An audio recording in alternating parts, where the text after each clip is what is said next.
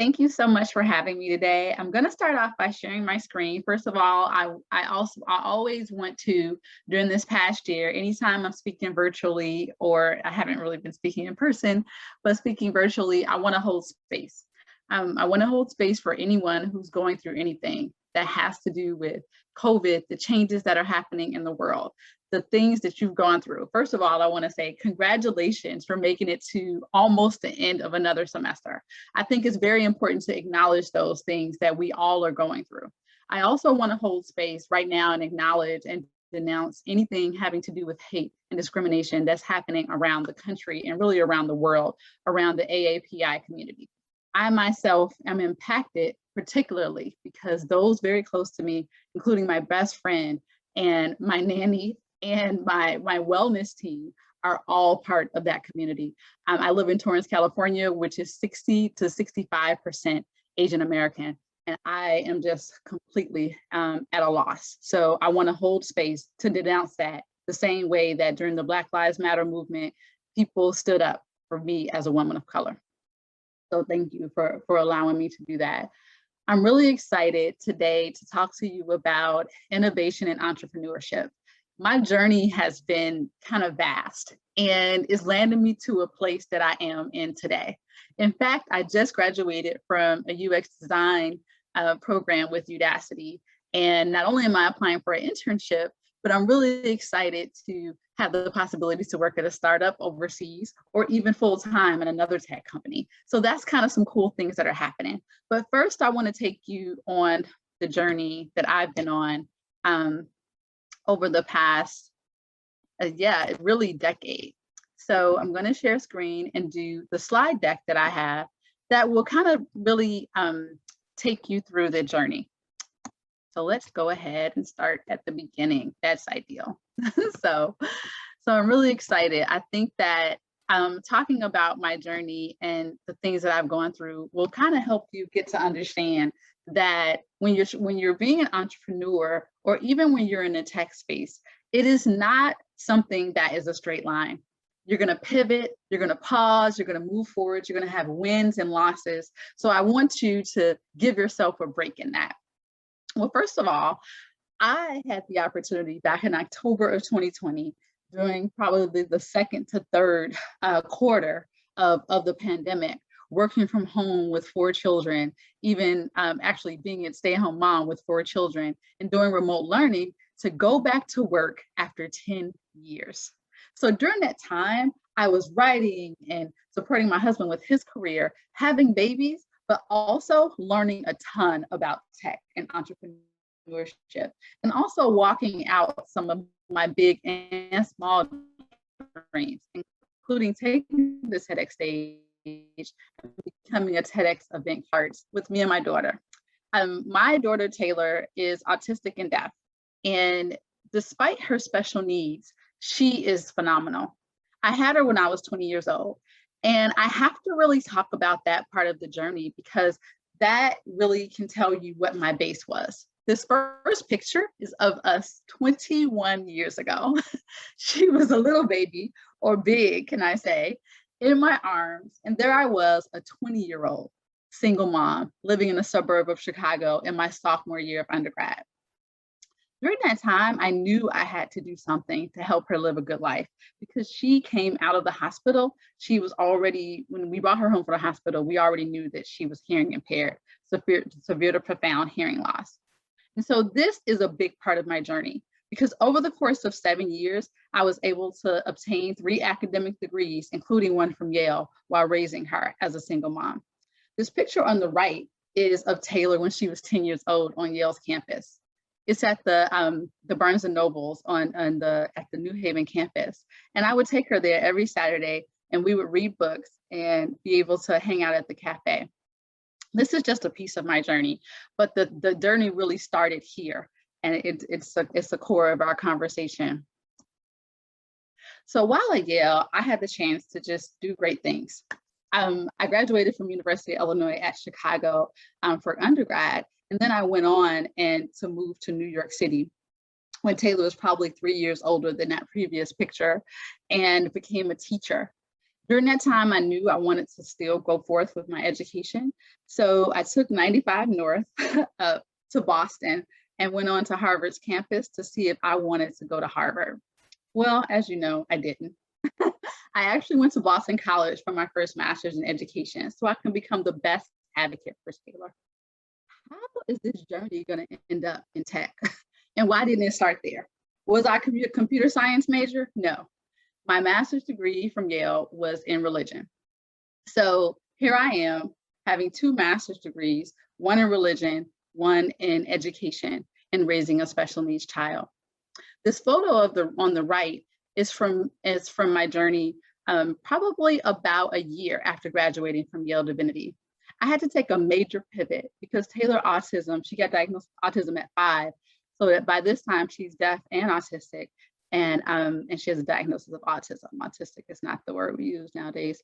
And by this time she has this dual diagnosis, and I'm finding out that I have to pay even more attention to make sure that I'm leading her in the right direction. So I took a year off from my next step and decided that I would open up a storefront. This is where the entrepreneurial piece came in.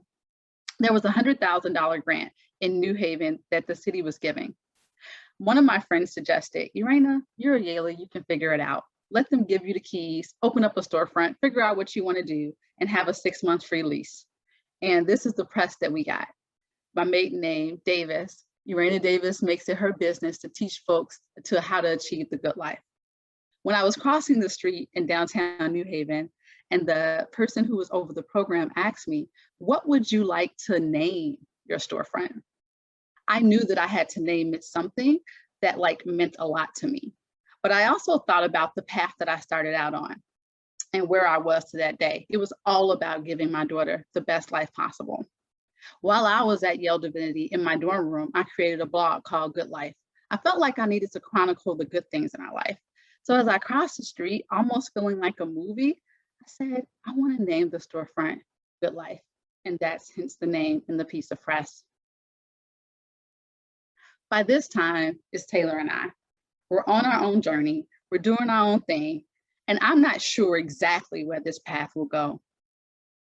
So, as you know, when you have a cool profile picture on Facebook, sometimes somebody from high school inboxes you. They want to know what you're up to.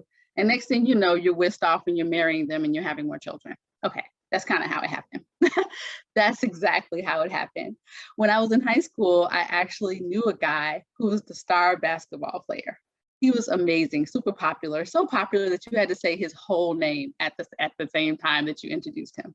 His name was Jason Ferguson. And he reached out to me on Facebook. And here we are getting engaged a year later in the city of Chicago. We had more babies. That's one chunky one on my hip there.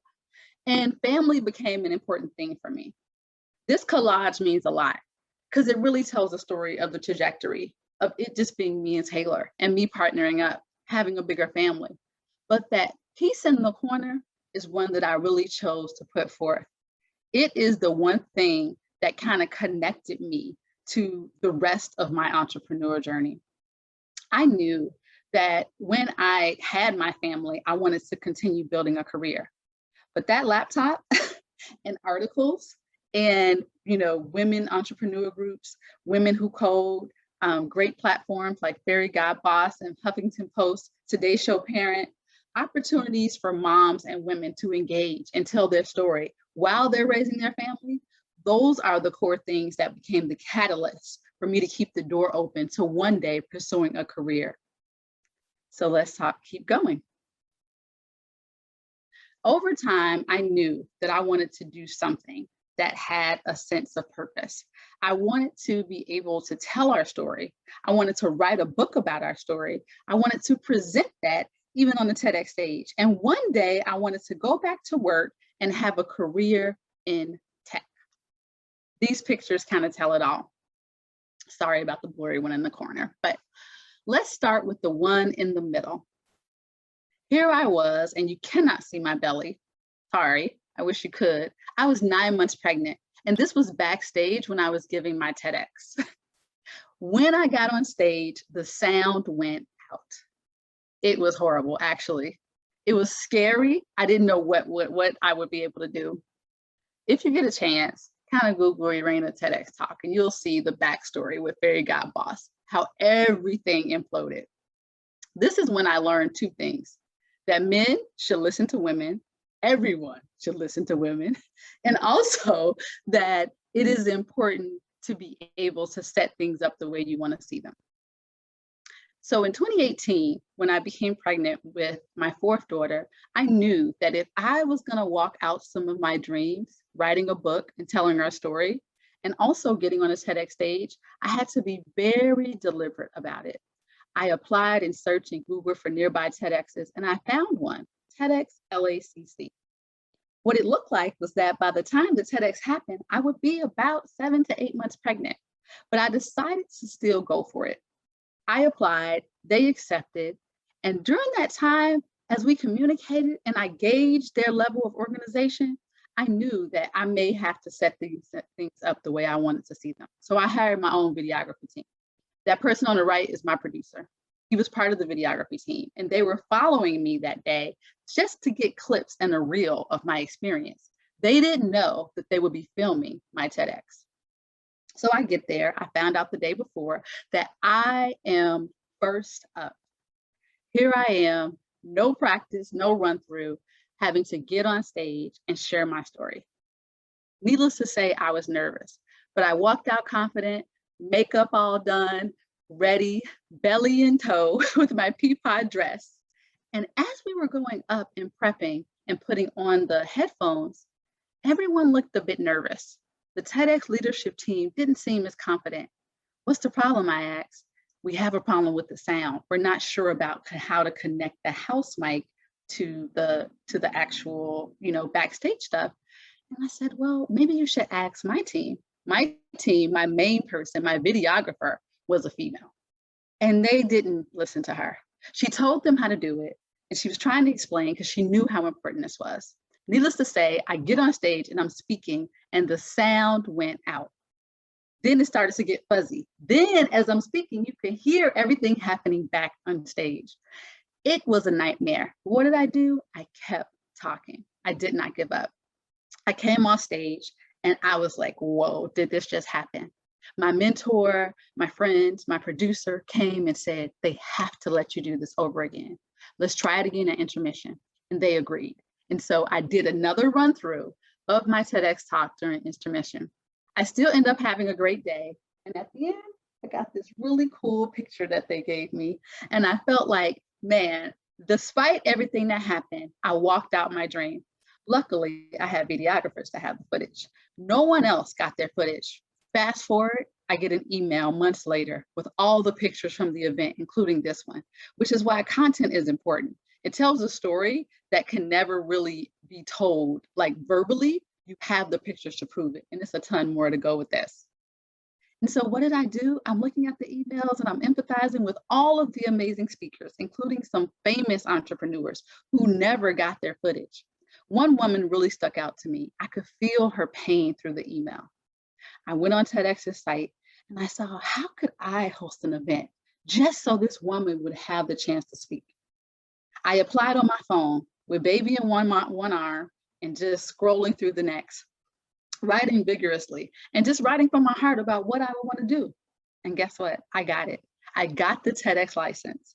And here I was hosting my TEDx event, my very first one, but I only had 6 weeks and I had no money. And it's $10,000 minimum to host a TEDx event.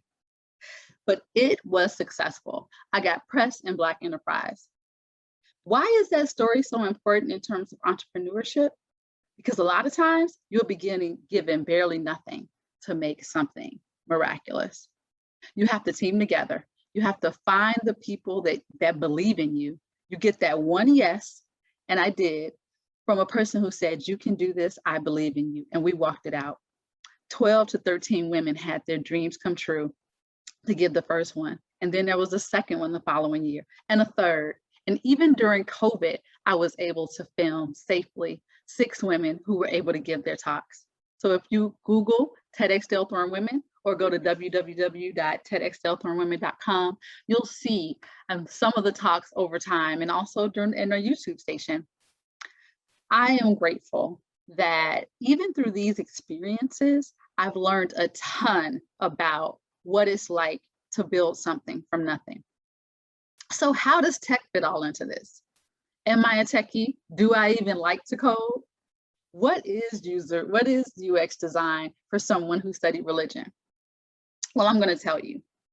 When I was in New Haven and I started that storefront, it was kind of cool because I was able to host a hackathon. I had no idea what a hackathon was. I was helping out my boss. I was a social media manager as well for a really cool place called The Bourse, which was a co-working space when co-working started to become all the rage. I was the social media manager and I was doing blogs and digital marketing, which we didn't even know it was called digital marketing back then in 2011. And I was doing all the digital marketing for this firm. And I thought, how can I take my content writing skills, my blogging, my writing, my storytelling, all of the articles that I wrote for Yale telecommunications when I was there for grad school, how can I compile that into something tech related? So I did. I moved forward, and even as late as 2014, I had the opportunity to go to a Women Who Code event, which I think is so important to have these clubs and organizations that believe in women as they're pivoting in their careers. I wrote my first line of Python, and that was super cool. Hello world, and I knew that my life would change. Then I moved forward and started to decide, how can I really start to write SEO content? And how can I make these template websites that I've done for friends and family, and also for myself, for my own projects? I really enjoyed dropping and dragging. Then COVID hit. Better yet, even during COVID, there was racial unrest. Udacity decided to put forth the PTE scholarship, Pledge to Equality, to help out people of color continue to pivot into careers. I applied, I got the scholarship, and though I took some free courses before, and I dibbled and dabbled, and I really begged for people to respect content writers as even to learn to be technical writers, and I tried to plow into tech, I knew I had to develop and learn a skill that can be usable, tangible, and would give me the respect I needed. UX design was perfect. I enjoyed the program, and 4 to 5 months later, I graduated. Not only was it phenomenal for that, but it gave me a lane in tech. It gave me a conversation and opportunity to change lives. The cool thing is that now I'm like kind of sought after. I have 3 or 4 prospects and the opportunity to move forward. All those experiences, all those degrees, all the business was great, but I needed a technical skill. And I'm not saying everyone does. I'm saying that it's important to also find your lane and know that along the way, you can be an entrepreneur, you can be a writer, you can pause, you can do family, and you can really build the life that you want. So I think there are some ingredients that I need to know. I wouldn't mind if friends would give me time on this. How much time do I have? Technically 7 minutes, but I think we can go over a bit. Okay. So I'm going to finish this up in 2 so we can get time for questions. Thank you so much. And so I'm really excited to talk about how education, tech, and business kind of formulate. I've talked a lot and I want to hear your questions. I want to hear the burning questions you may have around TEDx, entrepreneurship, and how I even kind of pivoted along the way. But this formula for success was achieved. I think the ingredients for education, tech, and business to merge well is to be able to take steps, work hard, and have a series of decisions that bring you to the right place. But for me, the main ingredient was goal setting and focus. I knew at a specific time I wanted to do this in a 3-month span. I remember going to my mom's kitchen in Florida. She retired there years ago, and sitting in her kitchen and just sitting there and said, I'm going to Boston College next year. And I did. And the following year, sitting there and says, I'm going to Yale. I may not get a doctorate, but I'll get something. And I did. So sometimes you got to just put it out there, go for it, no matter how big and outrageous it seems. It's completely doable, or you may get the next step, or you may get the step aside from it. But eventually you will get to the goals. Building a network, focusing on what matters, and doing what you love are things that I think are very important. I also think it's important to help others. Not everything can be for money. Being able to tell your story and connect with others, kindness, empathy, are formulas that I think that are really important for success as well. So my hope for you. At first I had a picture here of me like holding my daughter. But I realized I wasn't going to be talking to people where everyone is maternal, right? So, but in that picture, I wanted to put forth to you that there is someone who cares, someone who wants to really connect to you and make sure that you live out the purpose for your life. So this is a cooler picture, more general, of course. I hope for you that you have peace, is that I want you to enjoy your journey. And as you achieve each win and build your career, my hope is that you maintain a sense of joy. I know that's challenging in today's world where everything is like TikTok and Instagram and everything is like its own level of intense, but I want you to find a level of peace and calm. I also want you to really anchor on integrity. Whatever your future holds, I want you to maintain integrity and empathy that is needed to be able to evolve and build a solid core, and so the journey will feel much easier. Thank you so much, and I appreciate you giving me the opportunity to share and tell my story. Let me know if you have any questions.